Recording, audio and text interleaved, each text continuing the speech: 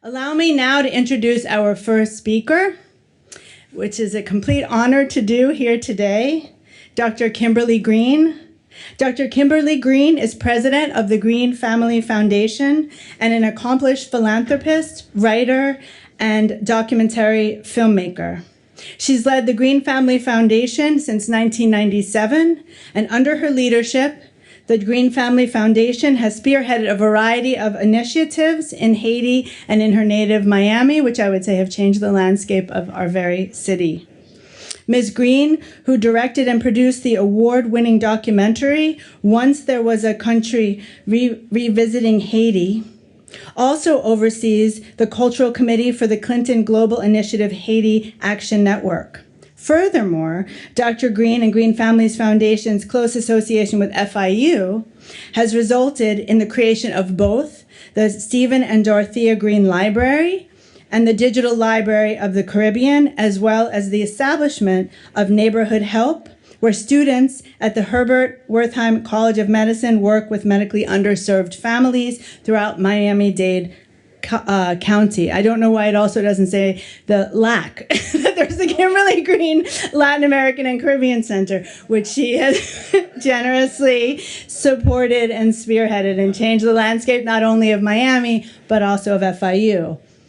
And if we get her quote up here, is that supposed to happen now? Enrique? Her quote. Yeah.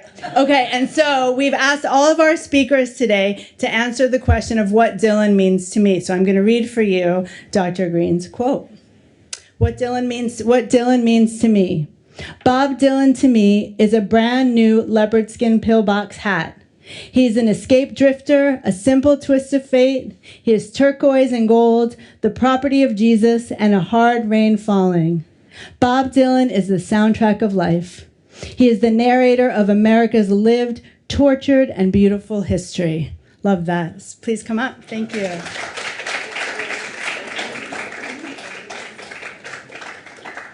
Well, that was a very long introduction. Thank you for sitting through it. First, I want to say thank you to Rebecca and her whole team. I'm not going to remember everyone's name right now, but you guys did an incredible, incredible job. Last night was amazing.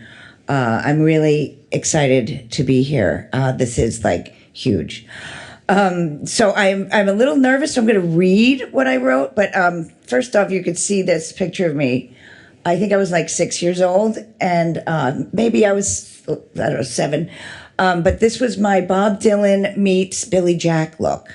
And I think I still have all of those clothes. So, oh, there it goes. Okay, so I'm gonna do a little personal reading here, because I know that the other individuals who are speaking are going to be talking all the smart stuff, all of the how does Dylan relate to our the Venn diagram of life. So I'm going to just talk a little personal. So when I was asked to participate in some way with this unprecedented effort by the team at FIU and all involved, I basically saw my life flash before my eyes. And that's because Bob Dylan has both haunted and illuminated my own lived history. I remember receiving both John Lennon's Double Fantasy and Freewheelin' Bob Dylan for my birthday, both on cassette in 1980. I was 9 years old. It was the same year Kool and the Gang Celebration was all over the radio.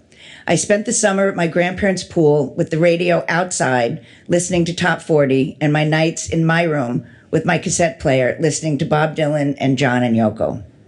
An interesting balance and juxtaposition on influences. I saw Kool and the Gang on solid gold with their dance moves and flashy outfits, and the funk beat that was hip-shaking and full of flash. And I had to seek out images of Dylan and the Beatles at that age, and I was shocked by what I felt inside my chest and at my core. When we then moved to Boston and had snow days at school, I pleaded with my mother to rent The Last Waltz on VHS. It had everything. Everything I wanted to experience, to wear, to hear, to be. It was the same year I was introduced to the epic works of Homer and mythology, and what I later learned was archetypes. Also during this time, I experienced my first interaction with the homeless community, as we lived in a big city and there were people right in front of our apartment living on the cold Boston streets, surrounded by everything they owned. On weekends, I would go with my mother to what was then called a soup kitchen. And there I saw a facet of society that I had never been exposed to. I say all of this because these experiences happened in a short few years and all served to be the ingredients in a perfect storm that was to create the temperature of my cosmology. Bob Dylan, John Prine, Tom Waits, these troubadours became the soundtrack to my travels, as much as authors like Charles Bukowski, Walt Whitman, James Baldwin, and Tom Robbins. Dylan's lyrics and prose enabled me to see the swirls of rainbows in the puddles of oil on abandoned gas stations, the love of a mother in the eyes of the homeless, and the rot in the souls of those in power. His voice helped me to hear the whispers of ancestors on the wind creeping through cracks in walls, and the cries of the needy on the warm breeze on a penthouse balcony. I carried his songs with me after the earthquake in Haiti, walking through the rubble and destruction. They allowed me to pause and see the sunrise on a new day of potential and hope. He flowed through my veins during my cancer treatments and through my newly grown hair as I stood on a cliff breathing in new life. But no matter how much I thought unique my experience with Bob Dylan was, travelers I met throughout my life had just as unusual and oftentimes idiosyncratic connection to him that either dwarfed mine or intensified it. His is a voice of equality, of the masses and of the unique, and there is no one like him. Thank you.